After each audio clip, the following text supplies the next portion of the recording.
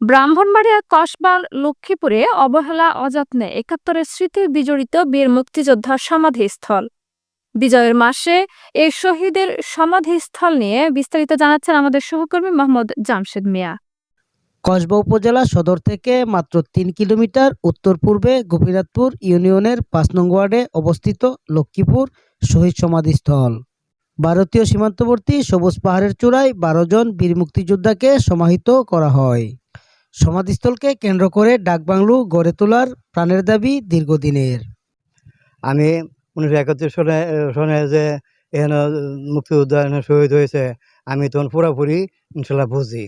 হ্যাঁ, তখন এখানে মধ্যে ১২ জন সাহিত্য আছে, এর মধ্যে ৪ জন আছে করবা থেকে, আর বাইরে লত্তুমোড়া চন্দ্রপুরের মধ্যে থেকে এরা ৭ জন আছে।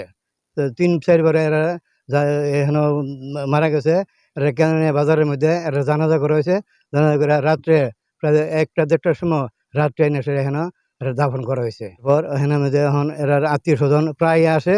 আত্মীয় স্বজন আসলে এখানের মধ্যে কোনো থাকা খাওয়ার জায়গা পায় না, যার জন্য হেরা আইয়া জায়গা এরপরও হেরা আইয়া এখানে বেশিক্ষণ ইয়েটা করতে পারে না, এখানে কোনো ইয়ে পায় না। এখন যদি একটা রেস্ট হয়ে যেত তাহলে এরা এখানে থাকা খাওয়া লইলে বা হেরা আপন আমরা করতাম বালা মিলে। আর কুল্লাপাথরের পরেই উপজেলার লক্ষ্মীপুর এই সমাধিটির পরিচিত পেয়েছে।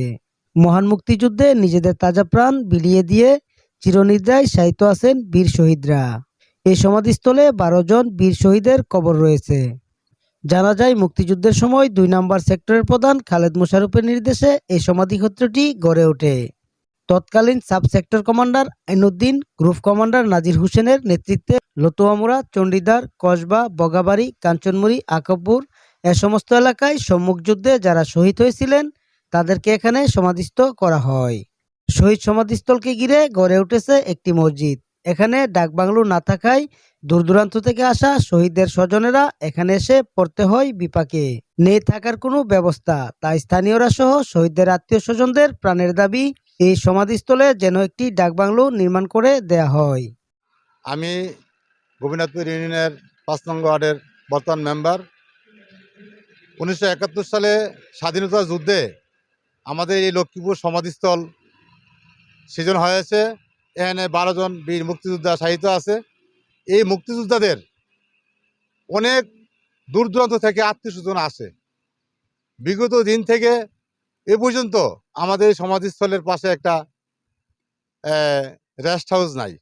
তবে আমি ঊর্ধ্বতন কর্তৃপক্ষ যারা আছে এবং মুক্তিযোদ্ধা মন্ত্রণালয়ের দায়িত্বে যারা আছেন, আমি তাদেরকে বিনীতভাবে আহ্বান জানাচ্ছি যে আমাদের এই সমাধিস্থলের পাশে একটা মুক্তিযোদ্ধাদের স্বজন যারা আছে, আত্মীয়স্বজন যারা আছে, তারা যেন এসে তাদেরকে তাদের কবর জিয়ারত করতে পারে, আমি এই আহ্বান জানাচ্ছি। এই সমাধির ১২ জন শহীদের মধ্যে একজন লেফটেন্যান্ট, একজন সুবেদার, একজন লেসনায়েক, একজন নায়েক, ২ জন হাবিলদার, ৬ জন সিপাহী সহ চিরনিদ্রায় শায়িত আছেন।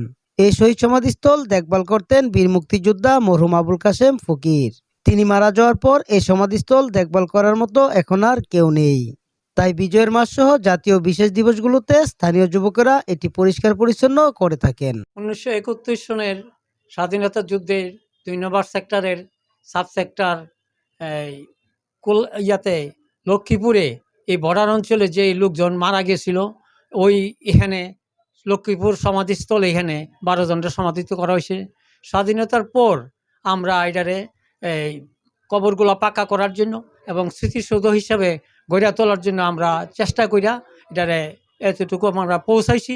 বর্তমানে তাদের আত্মীয় স্বজন দূর দূরান্ত থেকে, ঢাকা থেকে, নানা জায়গা থেকে আসে, এখানেও তারা থাকার কোনো ব্যবস্থা নাই। আমি অনুরোধ করছি আমরা যে এখানে তারা আত্মীয় স্বজন আসলে যাতে এখানে থাকার ব্যবস্থা হয়। এখানে একটা ডাক বাংলা বা ছোটো আকারে হইলেও এখানে একটা লোকজন থাকার ব্যবস্থা এবং তত্ত্বাবধায়ক হিসাবে একটা জেলা পরিষদের মাধ্যমে যেন একটা লোক নিয়োগ দেওয়া হয়, তাহলে আমরা অত্যন্ত খুশি হইব এবং আমরা কৃতার্থ হব। আমি মোহাম্মদ শহীদুল্লাহ, সাবেক উপজেলা কমান্ডার, বাংলাদেশ মুক্তি সংসদ, কসবা।